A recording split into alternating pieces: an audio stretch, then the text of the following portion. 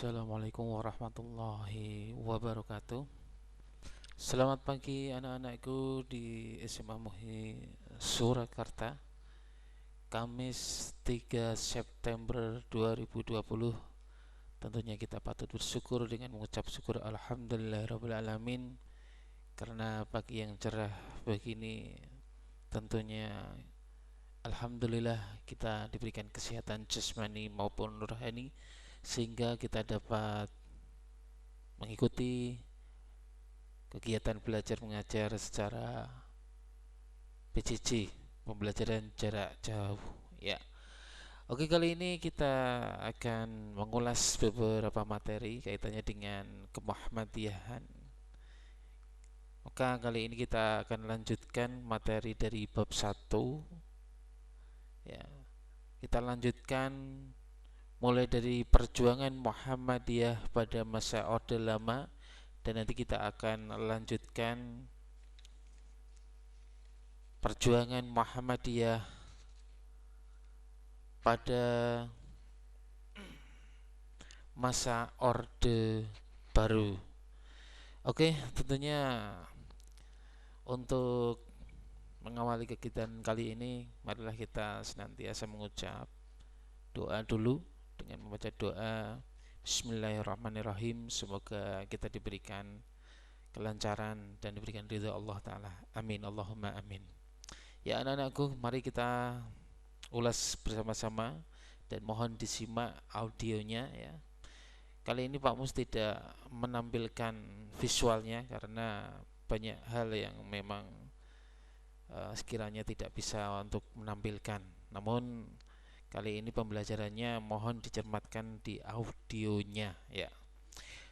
Perjuangan Muhammadiyah pada masa Orde Lama ya. Orde Lama adalah masa pemerintahan negara di bawah kendali Insinyur Soekarno sebagai Presiden Republik Indonesia. Istilah Orde Lama sesungguhnya tidak pernah muncul pada saat kepemimpinan Presiden Soekarno. Istilah tersebut justru lahir pada masa kepemimpinan Jenderal Soeharto sebagai presiden yang mengusung keinginan atau cita-cita baru. Karena itu, pada masa kepemimpinan Presiden Soeharto digunakan istilah Orde Baru. Kata ini digunakan sebagai pembeda dari pemerintahan Presiden Soekarno, yaitu Orde Lama. Terlepas dari penggunaan istilah di atas, tetapi suatu hal yang pasti adalah pada masa Orde Lama telah terjadi kegoncangan politik. Hal ini secara langsung dan tidak langsung mempengaruhi gerak perjuangan Muhammadiyah.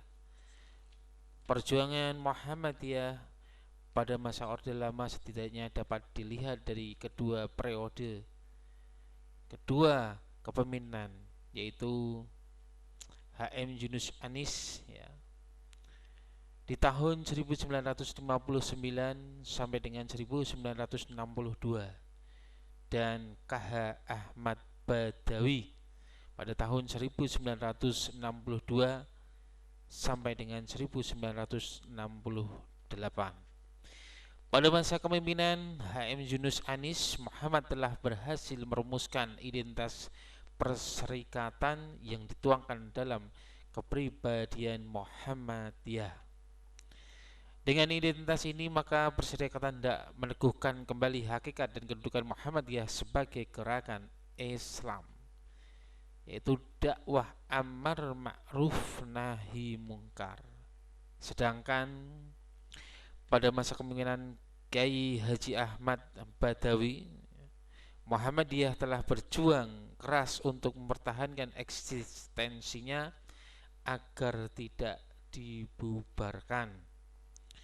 Usaha ini pun dilakukan karena situasi ya, politik waktu itu tahun 1965 sedang dikuasai Partai Komunis Indonesia atau bisa dikatakan dengan singkatan PKI, dan Presiden Soekarno dengan Partai Nasionalis Indonesia PNI.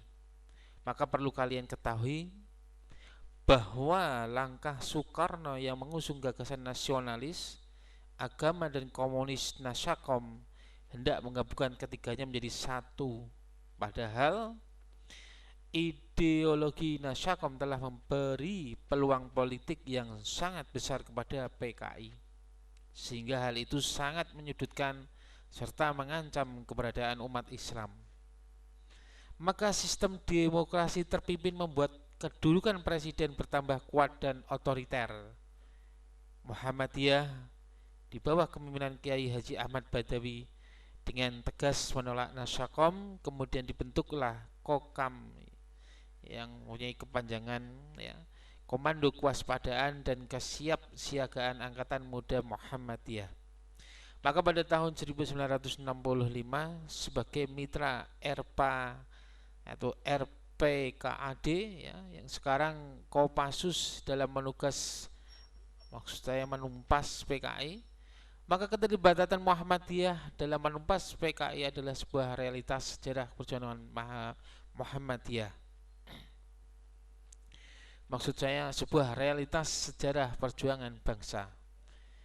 Maka bentuk-bentuk keterlibatan Muhammadiyah dalam menumpas PKI antara lain pada 1 Oktober 1965 Menteri Panglima Angkatan Kepolisian Sutjipto Judoharjo dan Menteri Kasat Jenderal A.H. Nasution menyampaikan ceramah kepada peserta kursus ya, kader pemuda Muhammadiyah di Universitas Muhammadiyah Kebayoran Baru, yaitu Jakarta. Dalam forum ini terdapat penjelasan singkat sebagai berikut.